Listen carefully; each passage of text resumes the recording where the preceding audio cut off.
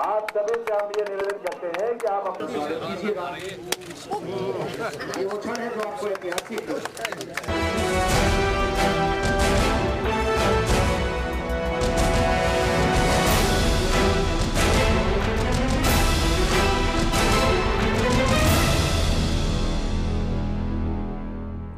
Break के बाद एक बार फिर से आप सभी का स्वागत है। हरियाणा की हुड्डा सरकार को 4 साल पूरे हो चुके हैं और हम यहां बहस कर रहे हैं कि इन 4 सालों में प्रदेश की जनता को क्या कुछ मिला। हरियाणा सरकार के 4 सालों का पूरा रिपोर्ट कार्ड हम आपके सामने लेकर आए हैं और इस रिपोर्ट कार्ड पर चर्चा करने के लिए खास पैनल हमारे साथ मौजूद है।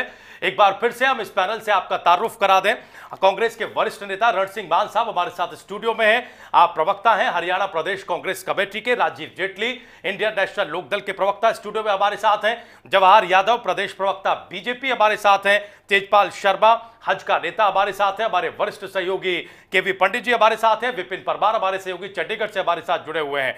तेजपाल शर्मा जी का रुख हम करना चाहेंगे। तेजपाल शर्मा जी, आप 10 में से कितने नंबर देना चाहेंगे हरियाणा की हुड्डा सरकार को इन 4 सालों के लिए?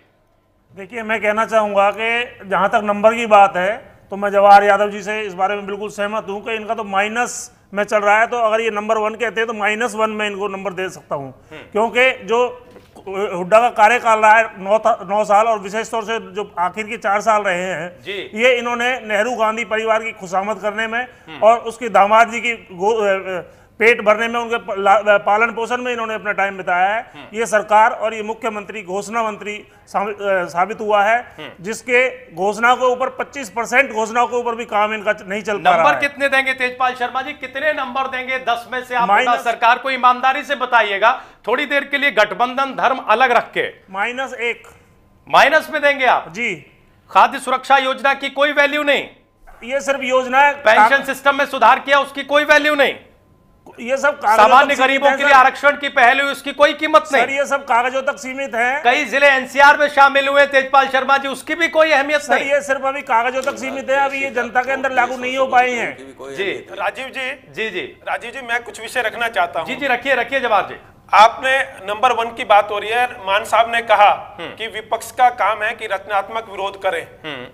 भारतीय जनता पार्टी जो अन्य विपक्ष है वो रचनात्मक विरोध कर सकता है। यहाँ तो हम देख रहे हैं जवाहर साहब खालिश विरोध हो रहा है, रचनात्मकता तो कहीं है ही नहीं। नहीं, पर मैं दूसरी बात कहता हूँ, मुझे बोलने दीजिएगा। 2 मिनट से ज्यादा समय नहीं लूंगा, तथ्यों के साथ बोलूंगा। ठीक है।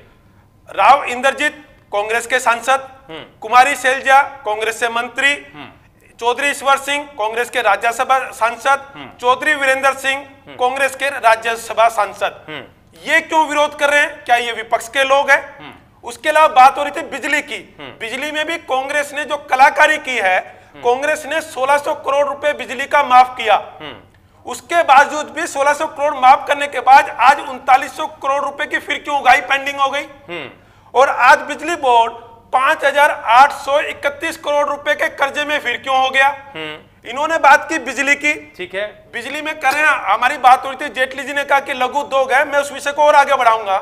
जितना भी लघु उद्योग था वो छोटी छोटी यूनिट होती है, उनके ऊपर इन्होंने कलाकारी की कि पर मेगावाट पे बिजली बिल के अलावा 100 रुपए से 130 रुपए पर किलोवाट मेगावाट बिजली का बिल बढ़ा दिया। लघु उद्योग सत्यानाश हो गया, इसलिए वो अपने दम पर संघर्ष कर रहा है। उसके बाद करते हैं, आज पुलिस वालों के 1 साल से डीए और टीए उनको दिए नहीं गए हैं।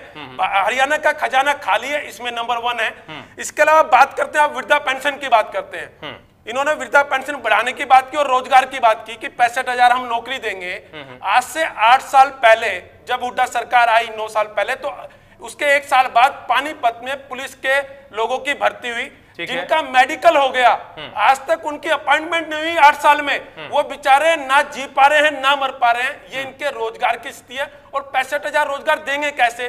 फरवरी में चुनाव आयोग से आचार संहिता लागू हो जाएगी लोकसभा की, तो ये 65,000 भर्तियां करेंगे कैसे? केवल चुनावी राजनीति करना हुड्डा सरकार का काम रह गया। मैं हमेशा तथ्यों के आधार पर बात करता हूं। मान साहब किसी ठीक है, जवाहर साहब आपने जो आरोप लगाए उसमें बड़े संक्षेप में मान साहब से जवाब ले लेते हैं, क्योंकि उसके बाद जो बात विपिन परमार हमारे सहयोगी कह रहे थे कि अगर इतने सारे मुद्दे हैं जनता के पास, विपक्षी पार्टियों के पास, तो हमारे प्रदेश में सरकार को लेकर कोई गुस्सा, कोई आंदोलन क्यों नहीं दिखता है। हम इस मुद्दे पर बाद में आएंगे। मान साहब, जो जिक्र जवाहर यादव जी कर रहे हैं, जो जिक्र तेजपाल शर्मा जी कर रहे हैं, उन सारे मुद्दों का लब्बो लबाब यही है कि एक बार फिर से चुनावी राजनीति, केवल घोषणाएं, केवल शिलान्यास और जमीनी हकीकत कुछ नहीं। मसलन 65,000 नौकरियों का मसला उन्होंने उठाया। आप देंगे कब वो नौकरियां अगर चुनाव आचार संहिता लागू हो जाएगी तो? नहीं, ऐसा है कि अभी चुनाव में समय है। ये जो चुनाव का जिक्र कर रहे हैं, ये शायद लोकसभा के चुनाव का जिक्र कर रहे होंगे। ठीक है। सरकार ने सारी कैलकुलेशन की है, अपना सारा ढांचा देखा है और अपना हिसाब किताब लगाया है। हम कांग्रेस सरकार, भूपेंद्र सिंह हुड्डा के नेतृत्व में कांग्रेस की सरकार ने वो काम भी किए हैं जो उन्होंने चुनाव में वायदे नहीं किए, घोषणा पत्र में भी नहीं थे।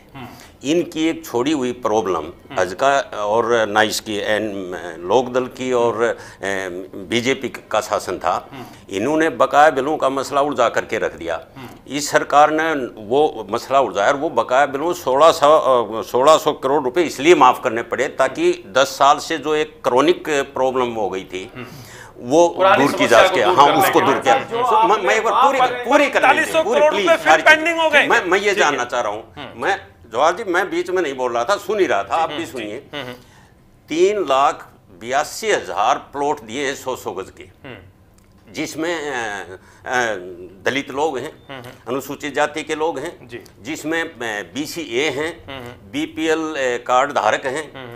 क्या उसको भी ये जुटलाएंगे कि उनको नहीं मिले? आज के ज़माने में कोई 10 गज का प्लॉट अपने भाई को देने को राजी नहीं है और इस सरकार ने, छोटी बात नहीं है, इतने इनको अप्रिशिएट करना चाहिए। आज हरियाणा में जितने जनप्रतिनिधि नीचे से पंचायत स्तर से लेकर के ऊपर तक, उन सबको मान दे दिया है। क्या ये भी झूठ है? क्या ये हम उनकी तरह से नहीं करते? बिना एडमिनिस्ट्रेटिव अप्रूवल के औद्योगिक सुरक्षा बल में भर्ती कर ली, वो मारे वो फिर रहे हैं क्योंकि उनको एडमिनिस्ट्रेटिव अप्रूवल थी नहीं और वो भर्ती कर लिए, वो चुनाव नजदीक। ऐसा काम कांग्रेस सरकार करने वाली नहीं है। हम सारी चीजें बिल्कुल यहाँ तर्क संगत न्याय से, बड़ी मुश्किल से, मैं पूरी लेट मी फिनिश फर्स्ट। मैं ये कह रहा हूँ, बड़ी विनम्रता से अपने साथियों को ये कहना चाहता हूँ, आपके चैनल पर सब श्रोता भी सुन रहे हैं इस बात को, कि लूट, झूठ और दहशत, और वो भी सरकार प्रायोजित, से निकाल करके इस प्रदेश को विकास के रास्ते पर लाए हैं। और मुख्यमंत्री सब जगह कह रहे हैं, मैं भी कह रहा हूँ, इस चैनल के माध्यम से कह रहा हूँ कि यदि विपक्ष के भाई कोई सकारात्मक, कोई पॉजिटिव सुझाव किसी भी मसले पर देंगे तो सहर्ष सरकार, कांग्रेस पार्टी की सरकार उसको स्वीकार करेगी और लागू करेगी। झूठ, लूट और दहशत से निकल कर आई है ये सरकार। ये झूठ, लूट और दहशत का तो अगर आपने सीधा सीधा जीता जागता सबूत देखना और उसका एग्जाम्पल देखना, तो आज खेमका जी का आप देख सकते हैं कि आप देखिए इन्होंने कौन से काम करे। अब BPL कार्ड की बात करी इन्होंने, मैं तो ये जानना चाहूंगा कि एक बार तो ऐसा भी मसला उठ गया था, शायद राहुल गांधी जी के पास भी BPL कार्ड होना चाहिए, जिस हिसाब से उन्होंने आंकड़े पेश करे थे उनके हरियाणा में, जिस हिसाब से उन्होंने उनको जमीन दी थी। अगर उनके पास BPL, इस टाइप के लोगों के पास अगर BPL कार्ड होगा तो नेचुरली यहाँ पे प्राइवेट बिल्डर ही पनपेंगे। आप देखिए इन्होंने, मैं आपको एक एक करके चीजें बताता हूं। मान साहब, आप मुझे बताइए FDI कितना आया हरियाणा में? बिना इलेक्ट्रिसिटी के हमारा FDI घट गया है। दूसरी बात आप देखिए, सड़कें सिर्फ वहां बनाई जा रही हैं जहां पे टोल लगाया जा सके। आप देखिए फरीदाबाद और गुड़गांव के बीच की सड़क बनाई, वो भी इन्होंने नहीं, वो भी रिलायंस ने बनाई। उसके बाद ये पर कैपिटा इनकम इन्वेस्टमेंट बोलते हैं यहाँ पे। प्राइवेट पार्टियों की जो इन्वेस्टमेंट है उसको भी ये सरकारी इन्वेस्टमेंट बता रहे हैं। अगर आप दूसरी बात करते हैं पर कैपिटा इनकम, तो यहाँ पे क्या हो रहा है, लगभग पूरी की पूरी राशि सिर्फ 100 में से 90 आदमियों के पास जा रही है, 10 आदमियों के पास जा रही है। 90 आदमियों में उनको बांट के गलत आंकड़े पेश किए जा रहे हैं कि हमारी पर कैपिटा इनकम बढ़ी है। तीसरी बात मैं आपको बोलना बताता हूं कि आप देखिए फार्मर एजिटेशन, हर जगह पे फार्मर का एजिटेशन हो रहा है, किसान हर जगह पे आंदोलन कर रहे हैं। हर जगह पे हरियाणा पिछड़ा हुआ है, और ये बात मैं नहीं, विपक्ष नहीं, आपकी अपनी पार्टी बोल रही है, और वो भी कोई छोटी मोटी नेता नहीं, आपकी कैबिनेट के मिनिस्टर वो भी मंच पे बोलती है कि हरियाणा के अंदर विकास नहीं हो रहा है। कुमारी शैलजा ने सरेआम ये बात बोली, आप विपक्ष की बात मत कीजिए, आप पहले अपनी पार्टी के अंदर ही जाके देखिए, आपकी पार्टी में ही विरोध हो रहा है सिर्फ विकास को जेटली साहब आप कह रहे हैं कि विपक्ष तो निशाने पर ले ही रहा है, अपने भी निशाने पर ले रहे हैं। इस पूरी बहस में दो सवाल बहुत मौजूद हैं। एक सवाल तो ये कि क्या केंद्र से जो मदद मिली हुड्डा सरकार को, हुड्डा सरकार की वो बड़ी कामयाबी, और दूसरा सवाल ये, चूंकि अब ये चुनावी साल है, क्या हुड्डा सरकार हैट्रिक लगा पाएगी? तेजपाल शर्मा जी, क्या लग रहा है आपको, हुड्डा सरकार हैट्रिक लगा पाएगी?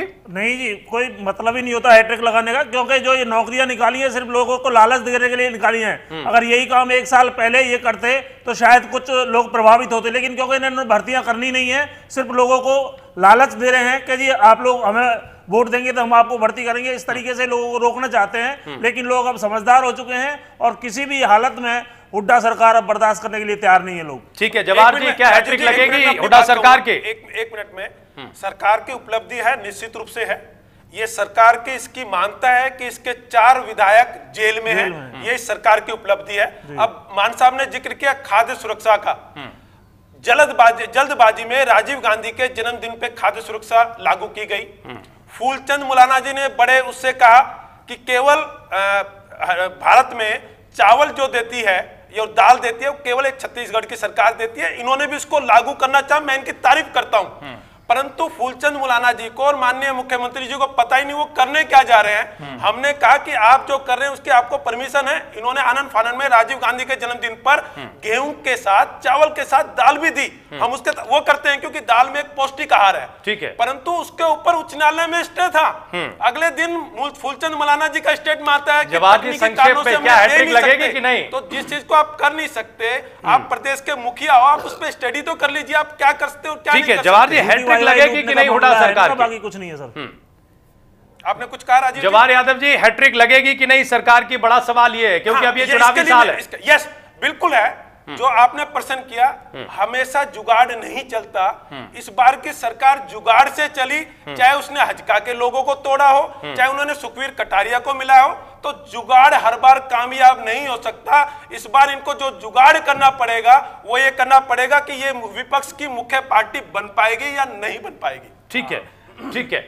हाँ जेटली साहब, विपिन परमार ने जो सवाल उठाया था वो ये कि अगर जिस गुस्से की बात विपक्षी दल यहां कर रहे हैं वो गुस्सा जनता में दिखाई नहीं देता, क्योंकि अगर जनता में वो गुस्सा होता तो कुछ आंदोलन दिखाई देते। ऐसा क्यों है? आपके दावों में और जमीनी हकीकत में विरोधाभास क्यों है? इसके बाद हम विपिन परमार के पास चलेंगे। जेटली साहब, संक्षेप में आपसे बहुत क्लियरली बोलना चाहता हूं। मैं परमार साहब से भी एक बार गुजारिश करूंगा कि आप थोड़ा सा इस पे एम्फेसाइज कीजिए मेरी बात के ऊपर कि मैंने सबसे पहले ये बात रखी थी कि एक बिजनेसमैन जो लघु उद्योग या कोई बड़ा या छोटा किसी भी तरीके का, वो सड़कों पे आके विरोध नहीं करता। उसने क्या करा है, मैं आपको यही बताने की कोशिश कर रहा हूं कि किसान, ऐसा कोई जिला बताइए जहां पे किसान सड़कों पर नहीं उतरा, जहां पर किसान सड़कों पर नहीं उतरा, जहां पे आज विरोध नहीं चल रहा। और जहां विरोध नहीं चलाओ 10 साल तक, 9 साल से आज विरोध चल रहा है किसानों का। लेकिन मैं दूसरी तरफ, वो विरोध तो चल ही रहा है, मैं दूसरे विरोध की बात कर रहा हूं कि एक मिडिल क्लास आदमी जो बिजनेसमैन है, एक जॉब क्लास सर्विस क्लास आदमी जिसको बिजली उपलब्ध नहीं हो रही है, एक जो धंधा करने वाला है, छोटे उद्योग चलाने वाला आदमी, उसको बिजली नहीं मिल रही है, वो सड़कों पर नहीं आ सकता है। भीतर गुस्सा है, उसको आप लोग उसको भीतर गुस्सा है, और ये बात कांग्रेस भली भांति जानती है। आज देखिए, खाद्य सुरक्षा के नाम पे अभी यादव जी बोल रहे थे, खाद्य सुरक्षा भी इन्होंने एक तरीके का, विपिन क्या ये सीधा सीधा वोट खरीदने का, चंडीगढ़ में या उन इलाकों में जहां आप जाते हैं रिपोर्टिंग के लिए, कि भीतर दबा हुआ गुस्सा है लोगों में। और जो तर्क, जो बात या जेटली साहब कह रहे हैं कि व्यापारी वर्ग एक ऐसा वर्ग होता है जो सड़कों पर उतरकर कोई प्रदर्शन नहीं करता, क्या किसी तरह का कोई अंडर करंट दिखाई देता है हुड्डा सरकार को लेकर?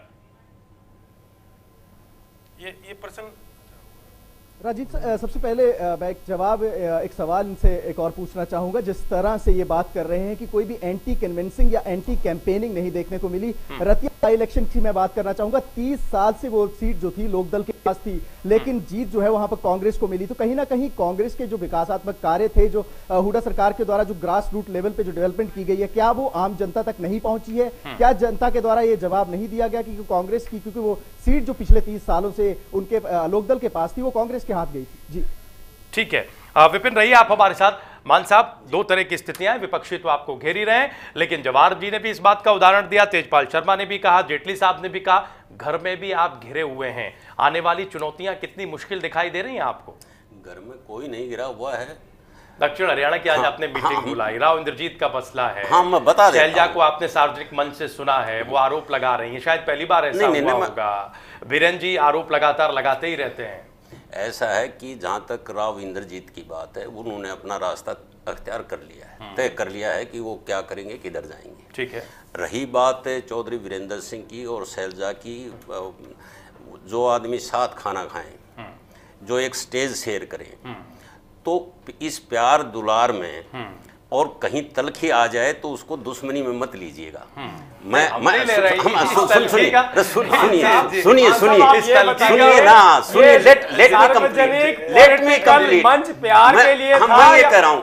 ये कह रहा हूँ कल विजय गोयल जी इस्तीफा देने की धमकी दे रहे थे कि नहीं? सुल्ट उनका मामला है, वो मेरी समझ वो भी मेच्योर पार्टी है, राष्ट्रीय पार्टी है। क्या एक अभय चौटाला विजिट करते हैं, दूसरे दिन अजय चौटाला के बच्चे उसी हफ्ते वहां चक्कर काटते हैं? क्या मीनिंग? ठीक है, ये सारी बहुत क्लियरली पंडित जी से आप ये देखिए, कुमारी शैलजा ने विजय गोयल जी ने कब कहा कि मैं इस्तीफा दूंगा, कौन से चैनल पे आपने सुना? कुमारी शैलजा ने जो इल्जाम लगाया है वो विकास का लगाया है, आगे चर्चा करें। चुनावी साल और चर्चाओं का दौर चलता रहेगा। केबी पंडित जी, एक फाइनल कमेंट, क्या स्थिति दिखाई दे रही है? क्या हुड्डा साहब की सरकार हैट्रिक लगाने को तैयार है, या फिर जो स्थिति परिस्थिति अभी दिखाई दे रही है उसमें सैकड़ों चुनौतियां उनका इंतजार कर रही है, घर के बाहर भी और घर के भीतर भी? एक सरकार की तीसरी बार सरकार बनाने की बात तो जब चलेगी, पहले लोकसभा चुनाव हो। अभी सिर पर लोकसभा चुनाव हैं, उस चुनाव में पार्टियां अपने लंगर लंगोट कस रहे हैं। विपक्ष इस बात से उत्साहित है कि वो सरकार को घेरने में कामयाब होगा। सरकार के लोग इस बात को लेके विश्वास में हैं कि उन्होंने जो काम किया जनता उनका साथ देगी। अभी ये परीक्षा की समय है, लेकिन एक चीज़ का मैं हुड्डा साहब का कायल हूँ, वो ये है कि हुड्डा साहब जब सरकार में नहीं आए थे तो पहले नोटों की मालाएं, चांदी के मुकुट, सोने के मुकुट हर मीटिंग में लिए जाते थे। अब वो सारी चीजें खत्म कर दी इन्होंने। सारा का सारा माल सीएलयू के माध्यम से आया था, सारा का सारा माल सीएलयू के माध्यम से आया था, इसलिए ना मुकुट की जरूरत है ना माला की जरूरत है। हार्ड कैश को छुपाने में बड़ी दिक्कत होती है आजकल, और बहुत साधन है पैसे कमाने के। लगातार चंडीगढ़ से हमारे साथ जुड़े रहने के लिए। चुनावी साल में सरकार आगे किस तरह की घोषणाएं लेकर आती है, कैसी चुनौतियां मिलती हैं सरकार को, उनसे सरकार निपटती कैसे है, ये हम आगे देखेंगे। अभी के लिए बस इतना ही, लेकिन आप कहीं जाइएगा नहीं, इंडिया न्यूज पर खबरें जारी हैं। थोड़ी देर में हम फिर हाजिर हो रहे हैं।